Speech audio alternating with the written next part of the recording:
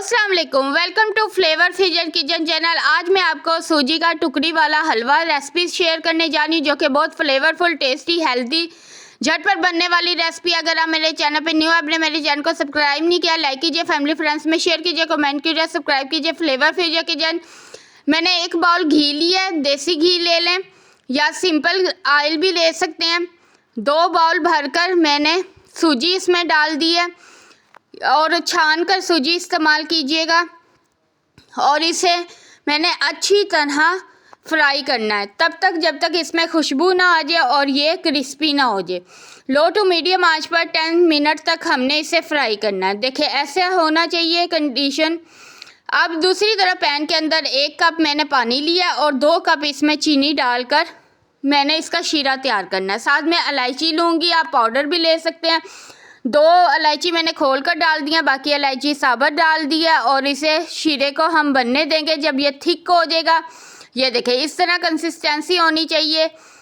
अब हम जो हमारा सूजी है जिसे हमने क्रिस्पी किया हुआ है, उसमें हम पानी डाल देंगे और उसे अच्छी तरह मिक्स कर देंगे। मिक्स तब तक करते रहना है जब तक ये यकजान हो जाए और अतराफ छोड़ने शुरू हो जाए और इसका पानी ड्राई अप हो जाए।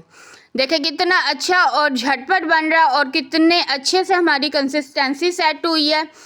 अब मैं इसमें ड्राई फ्रूट डाल दूंगी। ड्राई फ्रूट में मैंने बादाम, पिस्ते क्रश करके डाले हैं, साथ में किशमिश डाल ली है। आप चाहें तो नारियल का भी इस्तेमाल कर सकते हैं और भी ड्राई फ्रूट डाल सकते हैं।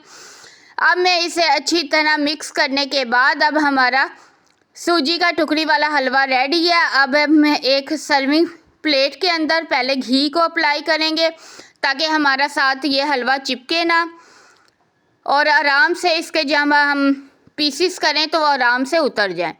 अब मैं इसे सर्विंग प्लेट में डाल दूंगी और चम्मच की मदद है अब इसे बैलेंस कर दूंगी।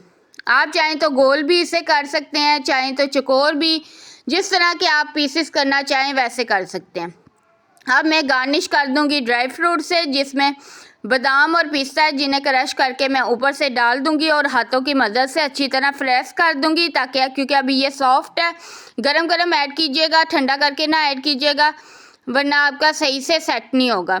अब गार्निश हो गया, देखिए कितनी अच्छी लुक आई है। अब हम इसे ठंडा होने के लिए रखते हैं, बाद में हम इसके पीसीस करेंगे। अब ये देखिए हमने पीसीस कर लिए हैं और देखिए कितने अच्छे से बने और इतना नरम, ऊपर से क्रिस्पी, अंदर से सॉफ्ट बने और बहुत फ्लेवरफुल बना था। ज़रूर इस रेसिपी को ट्राई कीजिएगा, बच्चे बड़ों को बना के दीजिएगा, बड़ी हेल्दी रेसिपी है। Thanks for watching flavour fusion kitchen. अगर आपने मेरी रेसिपी को पसंद किया तो कमेंट करके बताइएगा।